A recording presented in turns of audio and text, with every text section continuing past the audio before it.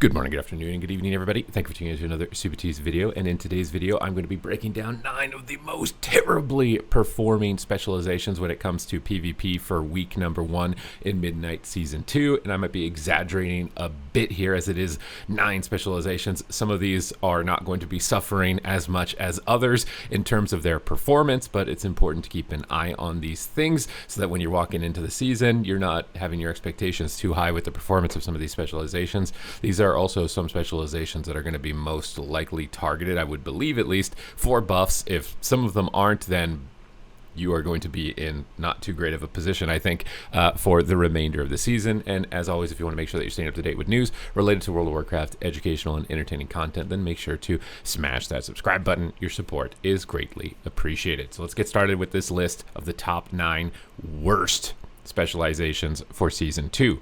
Coming in at number 9 is the Outlaw Rogue, and this may seem surprising as Outlaw Rogue was very dominant last season. It was in every single BlizzCon tournament pretty much that we had seen throughout the season. I do think that Assassination is going to be stealing the thunder, at least for week number 1.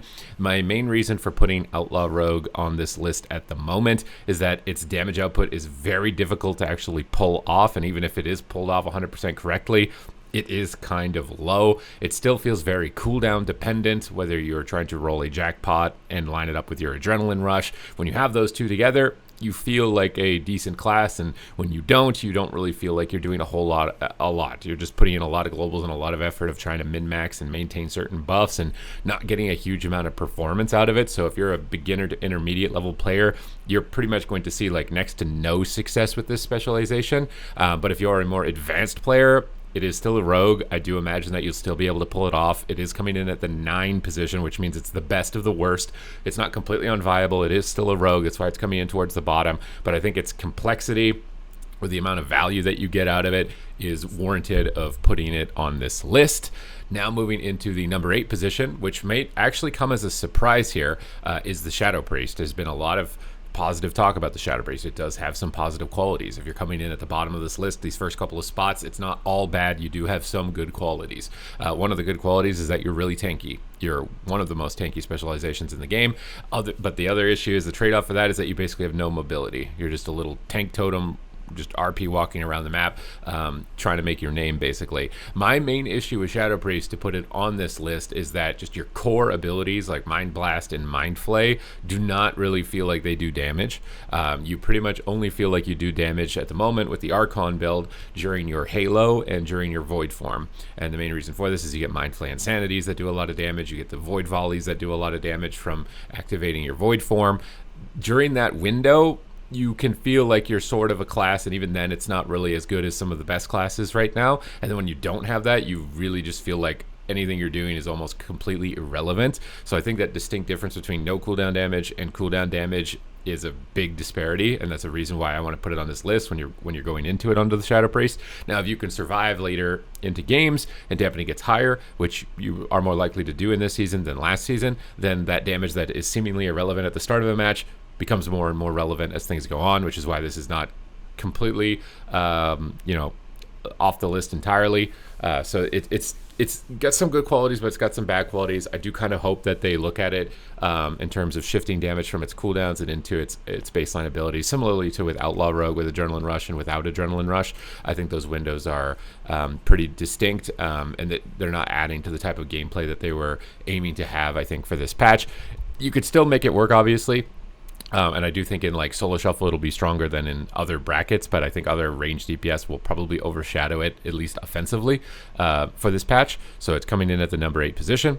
Moving in at number 7 is the Fury Warrior. Right now, Arms Warrior I think is just significantly better than Fury Warrior. It just didn't feel like when I was playing it that it could really grapple a lot of pressure.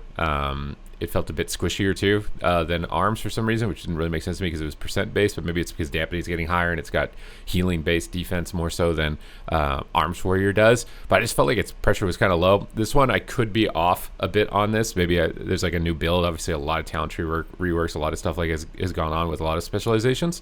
But for me personally, it just didn't really like, I wasn't like yes, I'm smashing. You know what I mean? Like I felt like I could possibly do a Fury Warrior last season. It felt a little bit on the weaker side. I think Arms Warrior is likely going to steal the Thunder for it. Not completely unviable spec. I definitely think its Mortal Strike is going to be carrying it for this season at the moment, with that stacking Mortal Strike effect stronger than other ones. And it does benefit from the snare removals, or not removals entirely, but reductions that came through for a lot of classes. So you do get a bit more uptime. But it did feel like it was tough to move health bars. I kind of expect it to be overshadowed by Arms Warrior, unless something is discovered that has yet to be seen. Now moving into the number 6 position, and this is where we're starting to get into specializations that are maybe not so good and have more negative qualities than positive qualities, is the Elemental Shaman. For me, Elemental Shaman last season had a blast with it, got the number 1 position with it in solo shuffle. Right now, it just feels like a tickle cannon, similarly to Shadow Priest. They did go after its Ascendance, and ironically, though, Ascendance is still the only window of time where it really feels like you can move a health bar significantly. And then outside of that, you're into Tickle Cannon mode. It just feels like Lava Burst and Lightning Bolts, just your core abilities outside of the cooldown window, similarly to Shadow Priest, are close to non-existent. I do think it might be a bit better than Shadow Priest, which is in some regards not necessarily its durability, but in terms of its offense, I think the Grounding Totem, the Wind Shear, the instant cast damage element does give you a bit more of an edge over Shadow Priest in that regard. But I think Shadow Priest is more durable. I think both of them, again, could be in contention for where they should be on this list, whether one is below or one is above the other. I could definitely see fair debate for that. But Elemental Shaman it's not as fun as it was for me, at least in season 1. I do hope that it gets some of its core abilities. For most of these specializations, it's just a matter of bringing up their baseline spell damage without bringing up their cooldown damage along with it to get them into a really good spot. Elemental Shaman is one of those, coming in at the number 6 position.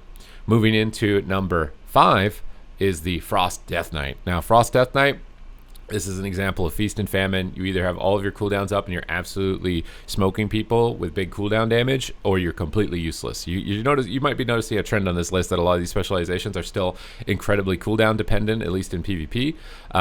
With Breast of Syndagosa lined up with your Pillar of Frost window, you can do a lot of damage. When you don't have that, you're doing a whole lot of nothing. I kind of expected that with Frosty K. It's kind of been just how it's played for a long time, but I was hoping it would be a little bit less stark and dramatic, the difference between cooldown damage and not cooldown damage, which seems not to be the case. You could still win with it. I would say it's better than Unholy by a significant margin at the moment, but it's also defense is an issue. You're probably the squishiest melee in the game, so you can only do damage in its cooldown window. Squishiest melee in the game. If you're a Frosty K main up to this patch, you're just going to get what you already expect. Probably this doesn't come as a surprise, but if you were hoping for something to be different at the moment, at least for week 1, I just don't think that's going to be the case. I do hope that means it is going to get some attention. It is getting a little bit of a buff, which is nice. I think it's getting like a 9% overall damage buff. That will be nice. Again, it'll probably more so highlight its cooldown damage than it will outline its damage without cooldowns, with the 9% coming through, because that window is just much higher. So 9% on a bigger number is going to move that number bigger than the number outside of it. So maybe it'll be a little bit better with that change coming through, but it'll still just be the feast and famine gameplay. I do think defense will be still an issue for you. That's why it's at number 5 on this list. Moving into number 4, we're getting in almost to the top 3. We got Demonology Warlock. This is one that was already kind of at the bottom of any list at this point.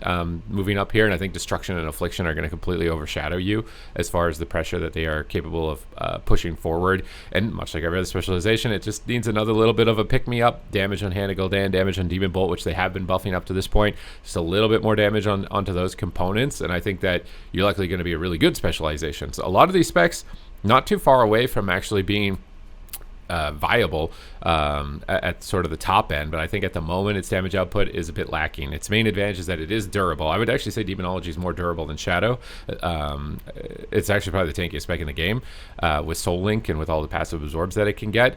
And its other main advantages, it has a lot of crowd control with Stun, Coil, and Howl, unlike the other Warlock specializations. So maybe those advantages make it okay for the fact that its damage is lower, but it just feels like your finishing power is almost non-existent. You're kind of just the tickle cannon again. You're just the tank tickle cannon.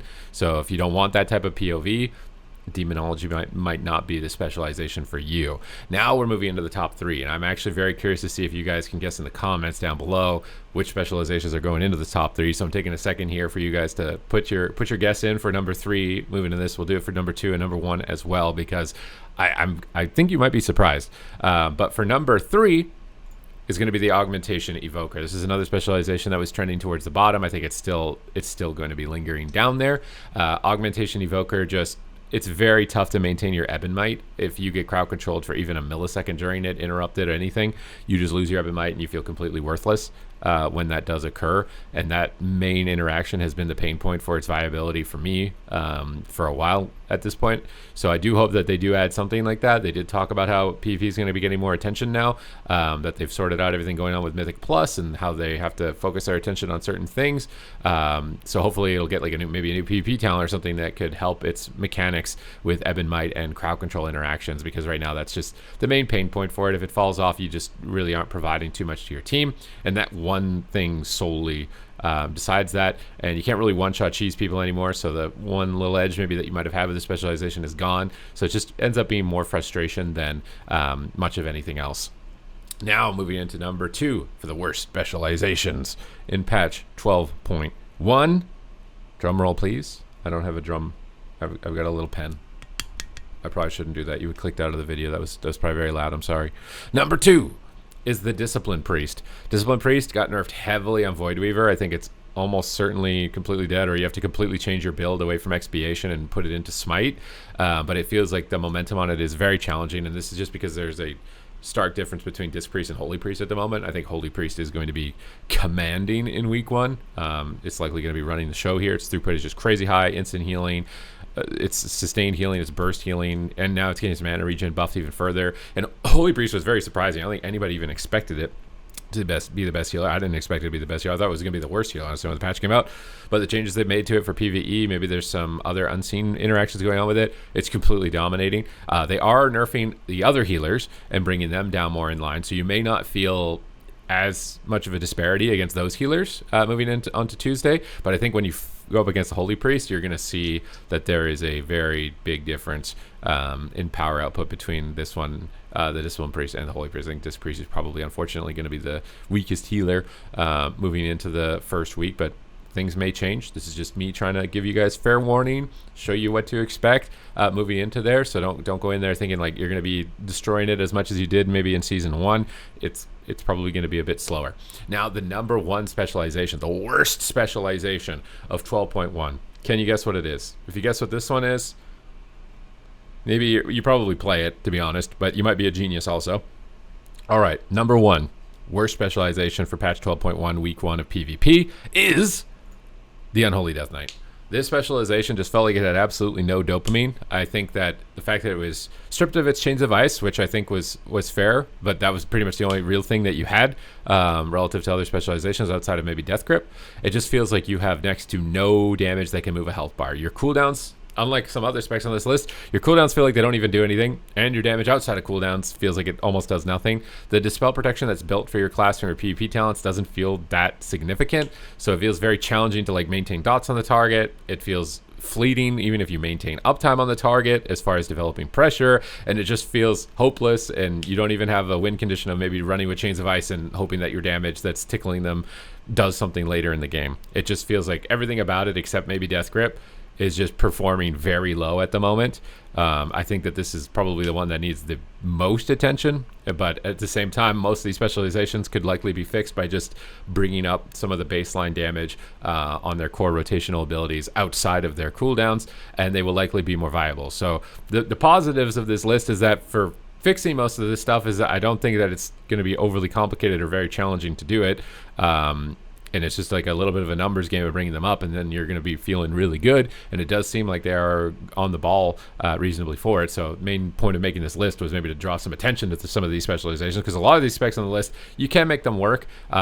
Maybe not on Holy DK, but they could use a little bit more attention. And then there's a lot of specs that are actually really good, a lot of fun right now, and performing really well. So point of this video was to just kind of maybe tamper your expectations for what these specializations might give to you in week 1 if this is a spec that you've really got your eyes on. But it could also mean that these specs are the most likely to get buffed. We will have to wait and see. Time will tell. If they do any updates, you will get them here in real time if you hit that subscribe button and not miss out on any of them. So thank you guys very much for watching the video. I hope you guys enjoyed the breakdown, and I will see you in the next one.